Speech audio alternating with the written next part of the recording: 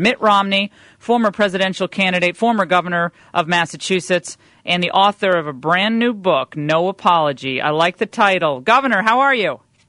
I'm terrific, Laura. Good to be with you this morning. Well, I'm not gonna tease you about the fact that you didn't smack that guy back on the flight. I'm not gonna get into that right now, Governor. But I told you, anytime someone comes for the hair, you have to hit back. Let me tell you, he was lucky to get off the plane because they had to restrain Ann. She was going to take him down. Oh, good. Okay, that's fantastic. Look, Governor Romney, we have a situation here in Washington where, for 2 days, Republicans, for the most part, did not rally to the cause of Senator Jim Bunning, which is the cause of fiscal responsibility in Washington.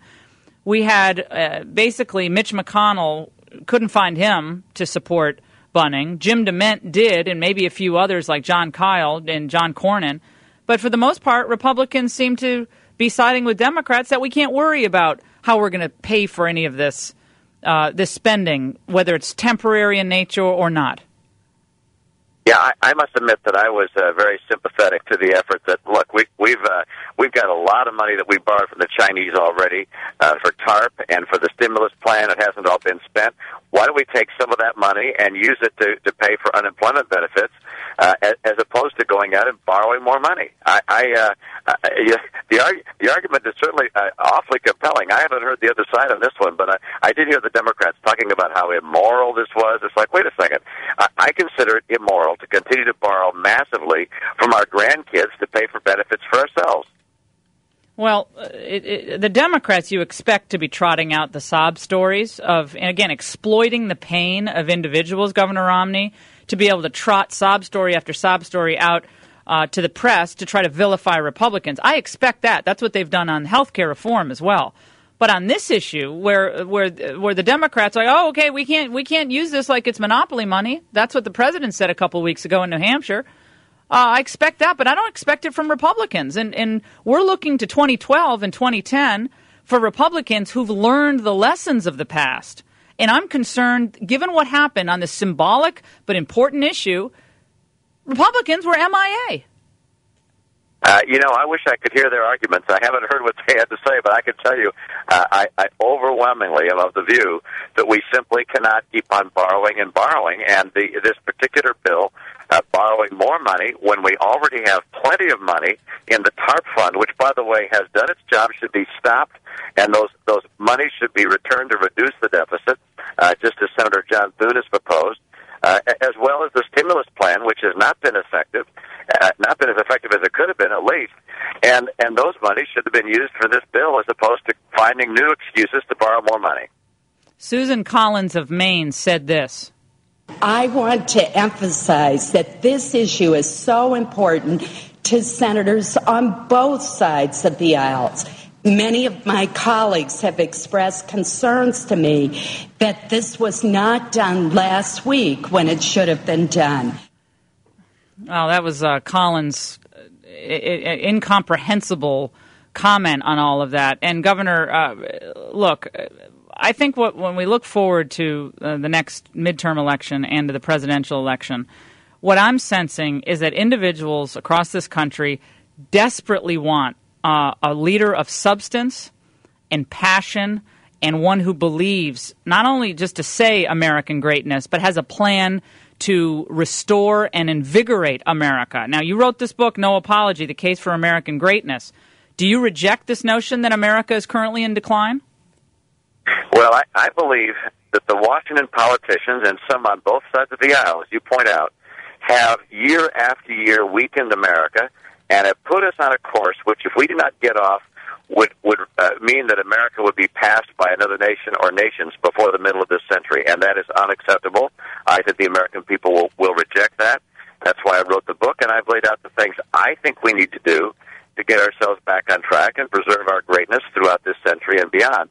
And as you point out, one of the elements that's required to do that is to stop borrowing more money than we take in, and also reform our massive entitlement programs, which are putting a burden on our kids. As you recall in my book, I have a chapter called The Worst Generation. And unless we change our course, we could be known as the worst generation. Now, on page, I have it dog-eared, Governor. You know me. I'm a geek at heart. But on page, I think it's, here we go, 173, you write about Romney Care, which is basically the individual mandate for health insurance in Massachusetts. Now, you know that this is going to come up time and again. If you decide that you're going to run for president again, this issue is going to come up, given the fact that the Republicans have tried to push back against Obamacare. How does Romney Care differ from what the feds want to do, the Democrats want to do, on the health care issue? Well, I'll mention three things, but there are probably a lot more than that. Number one, we solved the issue of getting people insured at the state level, which is the right place to deal with issues like that, not at the federal one-size-fits-all kind of level. That's the wrong way. We have a federalist system which allows states to be able to solve their own problems. So that's number one. Number two, we did not raise taxes. We did not go to the taxpayers and say we want more of your money. Number three, we did not cut Medicare and say that we're going to require our senior citizens to see a reduction in their plan. And finally, we did not establish a pathway for the federal government to begin to take over the private insurance and private health care markets, which, of course, is the biggest concern. Now, by the way, if people don't like our plan, and it has a lot of faults, I'm sure, and failures that would need to be corrected, then they can create their own plans on a state-by-state basis. But when you have a federal program, you can't do that. So let's solve this uninsured issue at the state level. Well, I was looking at something that Cato put together. I'm sure you're familiar with this, Governor Romney, that it said that Romney Care, it agrees that it's not exactly the same as Obamacare because of this cost control issue. But according to Cato, that Massachusetts health care costs would have grown by 6.4% in 2007 without reform, but instead the cost grew by 10.7%, about two-thirds faster. Is that true? I'm not familiar with their figures, and I've not been governor for some time. I'm happy to look at their figures. Massachusetts had high health care costs and rising health care costs for a number of years and probably will still do so. What our bill dealt with was getting people insured. And we were successful in doing that. But again, one of the great things about states being the laboratories for democracy is that we can learn from the experiences of other states. One nice aspect of Massachusetts healthcare is that people have their insurance. We've not required people to have their taxes raised. But if there are better ideas, let's hear them. But one thing we do know: let's not take a plan that's being tried in only one state and apply it to the entire country for the largest economy in the world. That is simply the wrong way to go. And the president is wrong-headed to this, and I think he's hearing it from in every possible way for the American people. Do not pass Obamacare. Yeah, state laboratories, regardless of what people think about the cost control or lack thereof in any given state plan.